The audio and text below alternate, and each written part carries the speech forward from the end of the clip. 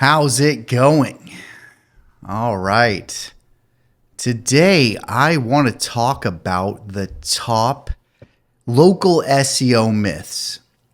The unfortunate part about this TikTok era that I think is interesting, but also not great, is it like every 30-second clip you watch sounds like it's really, really good advice. And it puts you in this position where everything is equally important. And so do this, do this, do this, do this. And it gives you a lot of like small to-dos that end up potentially costing you time, but also just it gets you caught up in taking a bunch of quick actions that don't necessarily lead to positive outcomes.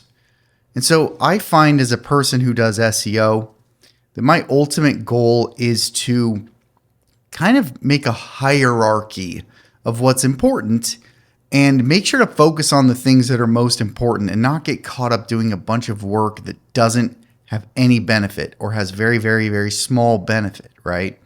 So with that, I want to talk about these top 10 myths. I think the 10 things that people will use and say, hey, do this or do this to build your local SEO, your Google Maps, right? To get more leads that don't really move the needle. So with that, number 10 is the quantity of videos and even potentially photos on your Google business profile. Video has been huge. A lot of people are saying that having a lot of videos on your Google business profile will help. This is a myth. So don't worry. I think having one really good video is important. I think that's very helpful. Google really likes to push that one video, but trying to get a quantity of videos on your Google business profile is unlikely to help you, especially for the effort the video takes. So number 2, or I guess number 9, is keywords in your Google business profile posts. Now, the Google business profile posts are interesting. It's not a direct ranking factor very often. I think having secondary keywords in those can help.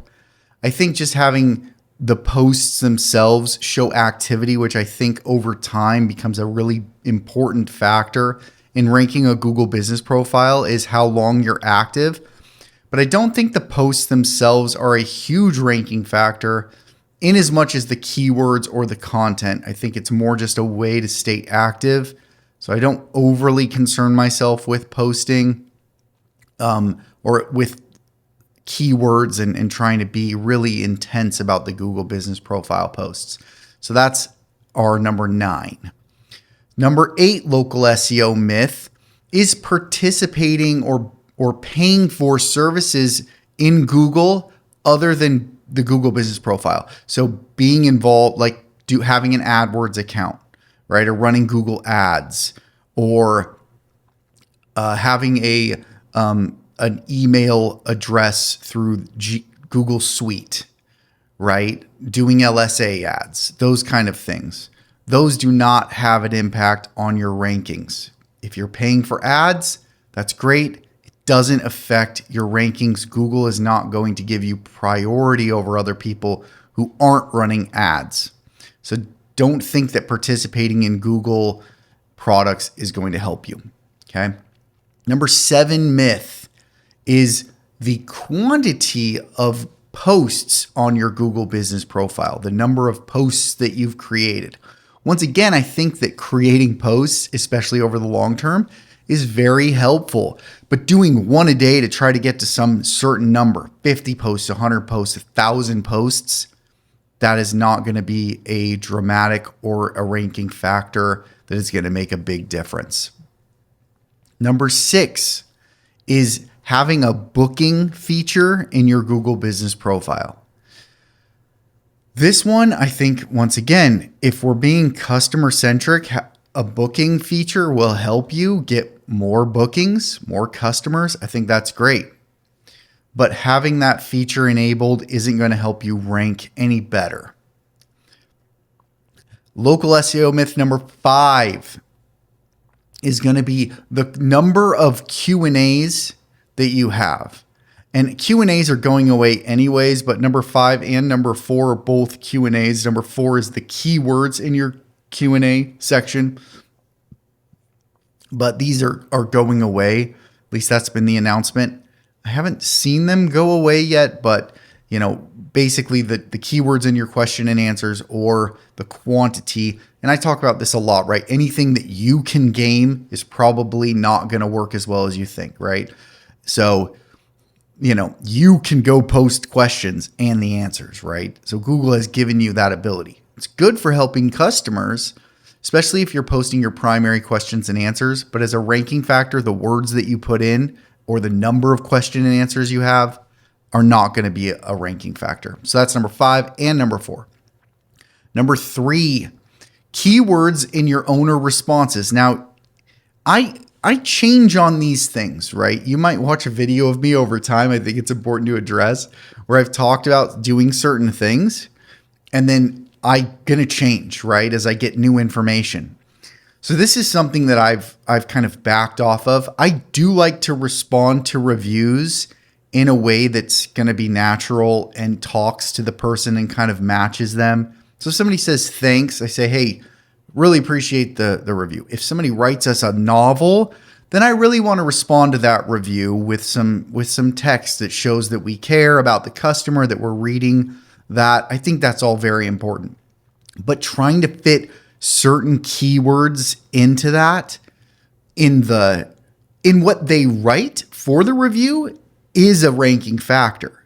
But what you respond with, keywords in your responses, it's not going to help. It's too easy, right? It's too easily gamed. Okay. So that's number 3.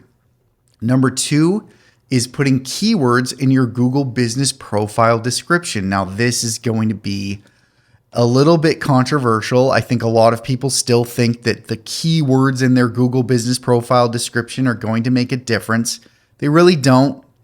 I think though putting the keywords in there is helpful as far as just helping Google get more information about your business, right? And if you have your keywords and your cities listed in that description, and then you have that on your website and in other areas, I think that's very helpful. But the Google business profile description is not going to be somewhere where if you put a bunch of keywords or if you're missing a keyword, it's not going to have an impact, right? So your Google business profile description, putting keywords in there is unlikely to have a significant impact or have an impact at all on your Google rankings. And then number 1, I still see this everywhere.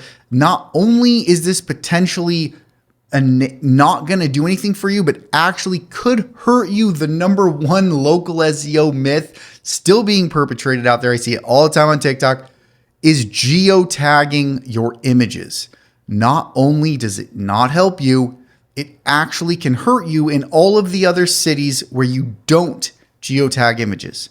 So if you put up geotagged image in a city A, then not only does it not move the needle at all for city A, it actually can lower your rankings in city B, C, D, E, and F, right? So look, I don't think it's a big enough factor to hurt you that you need to try to worry about not geotagging or worry about if you have images that are geotagged. I wouldn't worry about it.